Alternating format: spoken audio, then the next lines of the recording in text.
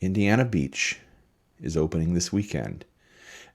And even more exciting than that, their brand new roller coaster, the All American Triple Loop, is opening this weekend. Now, Indiana Beach went through a couple of ownership changes over the last few years, and they went through some downs, but they are definitely going through some ups right now. And Gene, the gentleman who currently owns Indiana Beach, is doing a great job of investing and building the place up and taking care of what's there. And this is the first new roller coaster in several years. Indiana Beach, only half an hour or so from Lafayette. It's amazing, what they have. 2 giant wooden roller coasters and now a new steel triple loop roller coaster that's opening for the first time this weekend. There's been a lot of anticipation. A lot of people have been waiting for it. They bought it, I want to say 2 years ago, and I think there was a lot of anticipation and a lot of hope that maybe it would open at some point next season. I'm sorry, last season, but that did not wind up happening. I know as season pass holders, anytime that we would go there and we'd walk by the construction site, or you could see it from some of the other rides and whatnot, fingers crossed that maybe it would get there, but it just didn't. And they never said that it was going to. But this year it's opening, and Indiana Beach's opening weekend is this coming weekend. This coming Friday, today's the 6th, so the 10th, there is actually a preview Friday evening that was RSVP only. So it's probably a little late to RSVP and sign up now, but for pass holders. So if you're a season pass holder, there's a private event to introduce and debut this new All-American Triple Loop roller coaster. We're going. So next week, I'll give you a report on how it was. But we are super excited. My boys really love roller coasters. I can't wait to ride it with them. Now, if it's anything like the rest of their roller coasters, they'll probably want to ride it over and over and over and over again. Me, once or twice will probably be enough for me, and then I'll let them go on their way and enjoy it. So, any roller coaster fans in the room? Anybody else going to be checking out the roller coaster this weekend? Like I said, it's a private pass holder event this Friday. But then the park opens to the general public on Saturday, and they'll be open Saturday and Sunday. Indiana Beach starts with weekends only through the month of May, and then goes into full week operation. I don't have the calendar in front of me, but I believe it's around Memorial Day weekend they kick into full operation. But it's a really awesome place to go, and you can get season passes. Now, we got ours at a renewal rate, for Christmas. It's kind of our Christmas present to ourselves these last couple of years. And our renewal rate for a season pass was like $59. Now, here in season, a new pass is more than that, but it's still not super expensive. I think it's only something like, and forgive me, I didn't think that I would need to have this ready, but let's have a look and see what are season passes going for this year. 2024 season pass, Indiana Beach, $75, $74.99 per person, and that is unlimited use all season long. I mean, it's just a steal of a deal, because a one-day ticket is 2024 daily tickets, $42, $41.99. Kids, so that's 48 inches under, are $32, and then seniors, 60 plus, are $22. So the season pass is a no-brainer if you're going to go more than one day. And the price for a new pass is $74.99. The renewal is currently $5 cheaper, so if you have a pass from last year and haven't renewed it yet, you can still renew that for $69.99.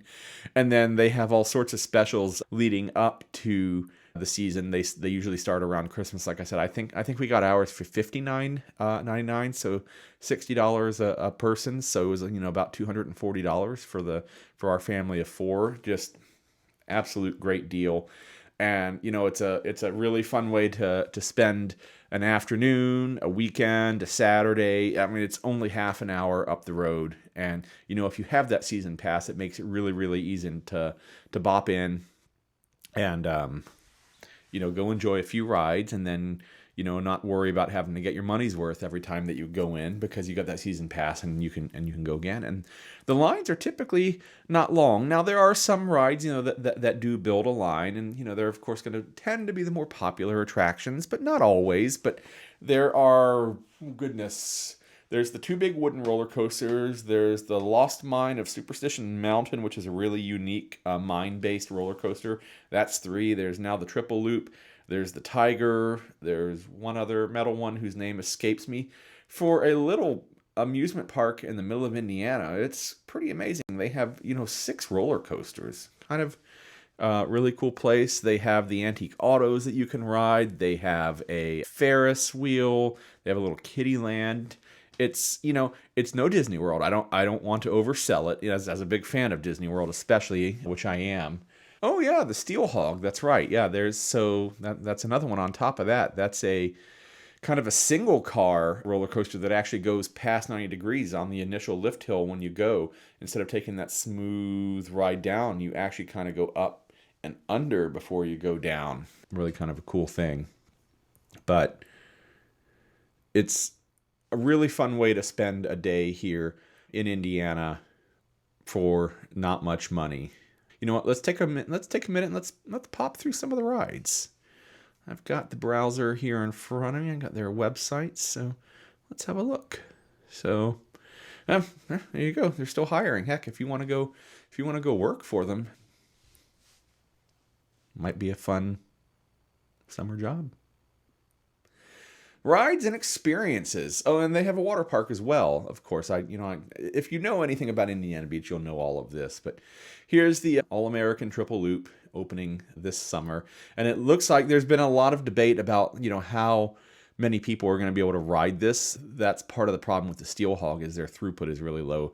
Each car only seats 4, and a lot of times last summer they were only running 1 car, so the throughput was pretty slow. But they are running, looks like they're going to run 3 car trains, and I did see a video of this previously. Seems to be how they're running it, and I think they do have 2 trains. Now, whether they're running 2 trains all the time or not, who knows. But so for the kids, they have the mini beach buggies, they have the boardwalk balloons, they have a mini Ferris wheel, they have a little wagon ride for kids.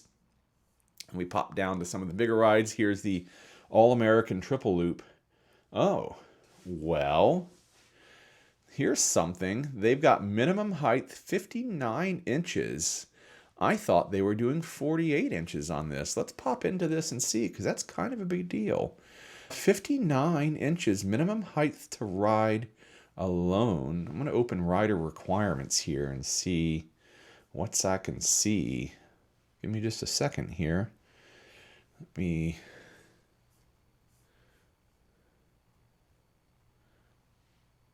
Here we go.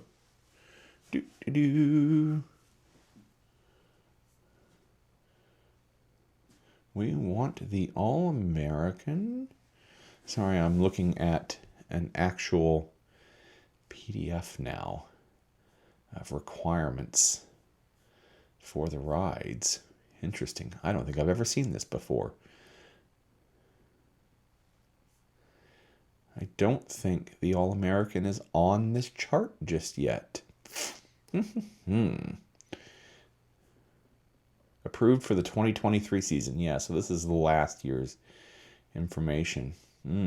Okay, well, I thought it was 48 inches, but apparently it's going to be 59 inches. So you have to be almost 5 foot tall instead of 4 foot tall. So we may have to rethink that. I don't think either of my boys will meet that height requirement here, at least at the beginning of the year.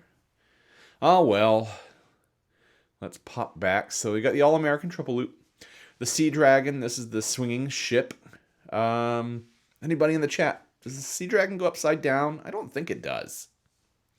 They are working on another new ride. I forget what it's called, but I saw it the other day, and it is one of these swinging ship style rides that is going to go upside down.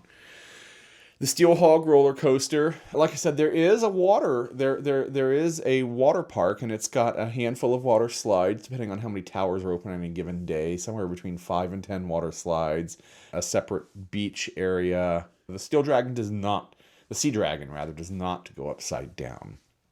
Slides, a sandy beach area, and a lazy river. So slide tower here. Here's the sandy beach pool. There is a splash pad for kids. The lazy river.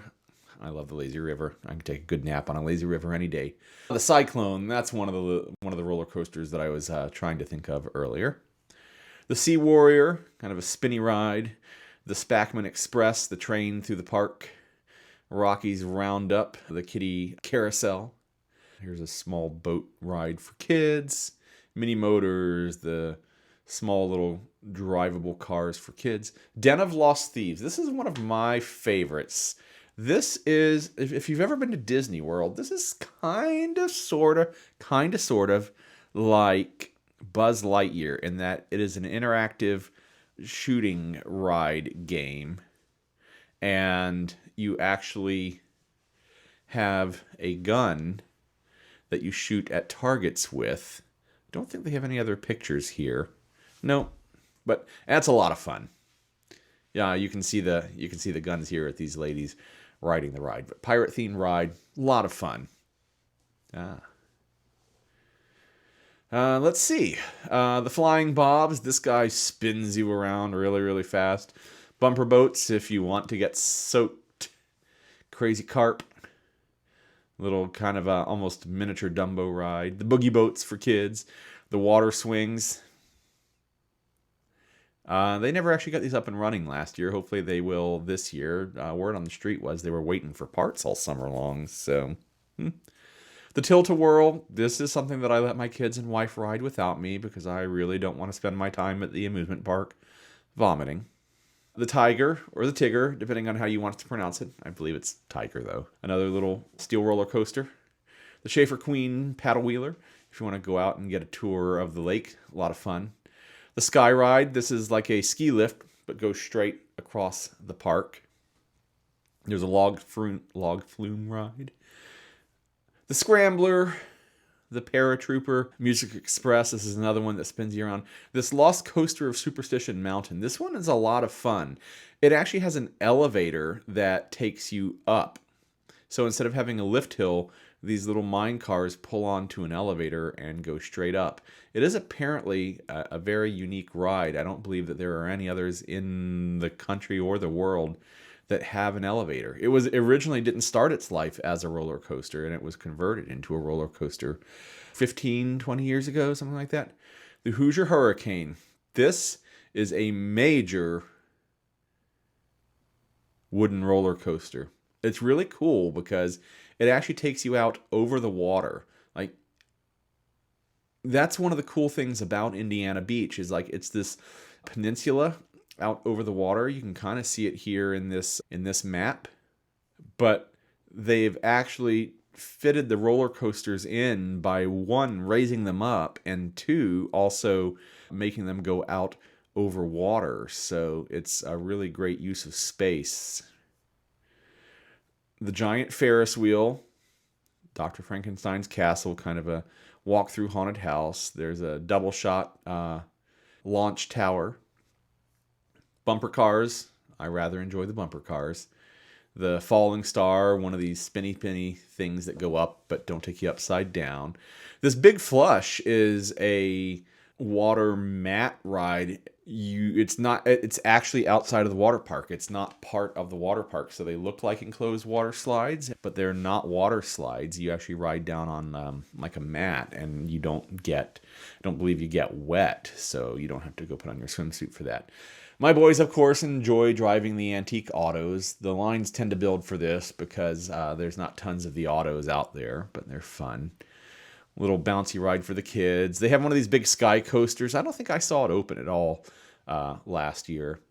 The Air Crow, this is one of those, this is an interesting ride. It's kind of a combination of swing and spin rides. So like the swings would normally spin you around, this spins around in the same way, but you can actually turn these vanes and actually turn the direction of the car that you're riding in, whether you're facing forward or to one of the sides. It's one of the more unique rides there at Indiana Beach. And then the Cornball Express, which is the other large wooden roller coaster at Indiana Beach. So there's really a variety of rides at Indiana Beach. And we didn't touch on any of the food options or any of the shopping or anything else that's going on there. But it's a great local park with a lot of history and traditions. And with this new All-American Triple Loop roller coaster opening, you should definitely plan on checking it out. Go out for an afternoon, an evening, a day, a weekend. There's lots of lodging that you can rent out there if you want to make a weekend of it. So, Indiana Beach, go check it out. Opens this weekend.